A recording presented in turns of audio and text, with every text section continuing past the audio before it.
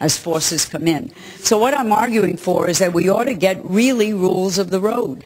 We ought to have some better understanding of what happens when we send in a military force, whatever the circumstances that lead us to send in a military force, whether it's the extreme of a vote in the Security Council or a decision made simply that the military has to come in to assist because nobody else is capable of doing it in the circumstance. And I suspect we will get very different views. I'm very sorry our Russian friend isn't here, because at the debate in Vienna, we had very different views from the Russians, which were, I'm sure, mirrored by the Chinese and others, who are very hesitant about the use of any external military force in any circumstance whatsoever. And I think we're going to see that debate continue down those lines. So I think it's a very interesting subject that we're looking at, and I would say in conclusion that we're on the eve of a new, as yet undefined era in the employment of military force in the case of severe humanitarian catastrophes. Thank you very much, Rita. And now for the first of our militarists today, albeit if I read the CV, a humanitarian militarist, it is General Nguan Go. Thank you, Johan. A very good morning to all of you. Well, you notice I'm in civilian now. I'm a retired general, so I'm sitting on both sides now.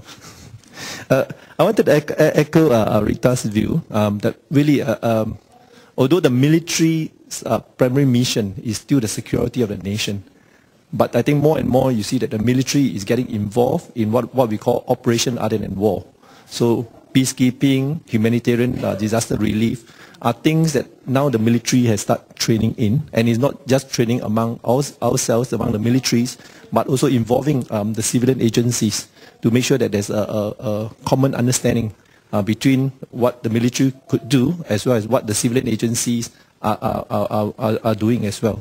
So there's a lot more training and I'll say interest in getting the military, our soldiers trained in operations other than war. I also want to counter what Rita mentioned about having a chapter 7 in the severe humanitarian disaster crisis. I think it's not going to be peacekeeping.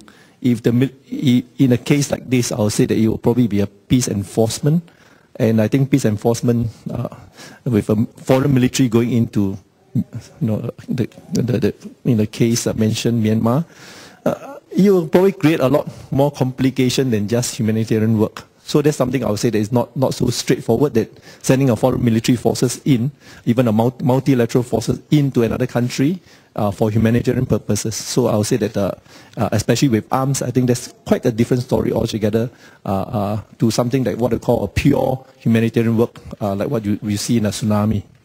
I'll speak from my experience in the Boxing Day 04 tsunami. Singapore, well, we are a very small country, but we sent 3 ships, 10 helicopters, about 6 fixed-wing aircraft to help with the relief operation. All in, we had about 1,500 troops, sailors as well as airmen in this operation. For us, in our history, that's the biggest military operation that we have done. It's something definitely we think is needed in that case. What we have learned was that going in, we found that the military forces and the civilian agencies actually could complement one another. Like what Robert mentioned, really, the military forces do have standby assets. We have assets that are ready, hardwares, especially the transport vehicles that are ready, that could actually be mobilized almost immediately to any disaster areas. That said, the primary mission of the military is still the security of the nation. So although the military could mobilize their assets in, unfortunately, we can't sustain relief operation for a long time. Really, that's never been the actual mission of the military. So I would say that the military usefulness will be to stabilize the emergency at the initial stage of the crisis. The civilian agencies, especially the UN, do have a wide array of capabilities, but many of these capabilities would take time to galvanize. So what I see is that if the military could go in early to stabilize the situation, giving the civilian agencies enough time to gather their resources and to go in. And most of, like what Robert mentioned, we found that the civilian agencies are all professionals in their own right. They could actually do a lot more, and more important, they could also follow through in a more prolonged manner to do reconstruction after the crisis. So, I mean, personally, from what I see and from what I've learned during the tsunami was both military and civilian do have a role to play, especially in a severe humanitarian crisis. That said, after the tsunami, we do have a lot of discussion on lessons learned. I think there are some challenges to that. First, we know that the military will not be involved in every operation. I don't think that will be the case. Few challenges here.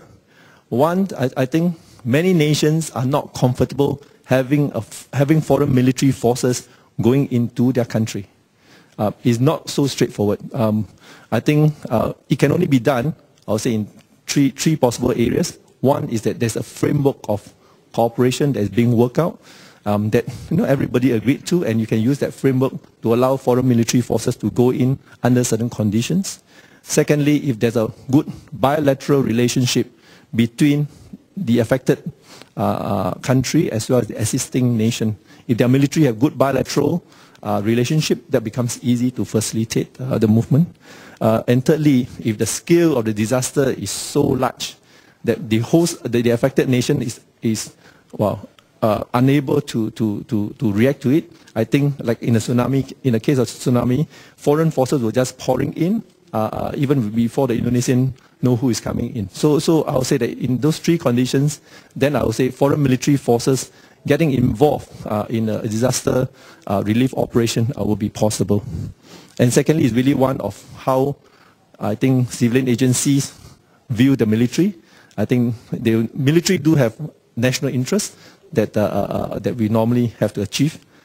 So civilian agencies will see the military as not neutral. So that's something I would say that have to work through. But all said, I would say that in the Asia-Pacific region, after the tsunami, you find that the military forces as well as the civilian agencies are now working fairly closely together. There's no what they call formal treaty or anything like this, because that it's not going to stick, because in each crisis it's going to be quite different. But what we try to do is really to meet more often, to exercise, to even conduct courses. With that, hopefully there'll be better understanding, and more important, what I call better trust and confidence in each other's capability. So if and when there's a need that we can work together, it becomes a lot easier. I know you, I have worked with you before. In a crisis, it becomes a lot easier. Thank you. Thank you very much. And now for the last of our panelists, before we open the floor, General Christian Segur Kabanak from the Austrian Armed Forces. Dear Speaker, Excellencies, distinguished audience, thank you very much for giving me the opportunity to present the Austrian Armed Forces position on an improved use of military assets in emergency response operations. First of all, I want to state that the Austrian Armed Forces are forces of peace. Since the 1960s, we have been working together with the United Nations in different peacekeeping missions worldwide. The latest mission we are participating is the European Forces EUFOR mission in Chad, now actually a United Nations mission, aiming to provide aid to hundreds of thousands of refugees from the West Sudanese Darfur region. Let me give a short actual overview of the Austrian Armed Forces participation in crisis response operations since 1960. Areas of operations spread all over the world.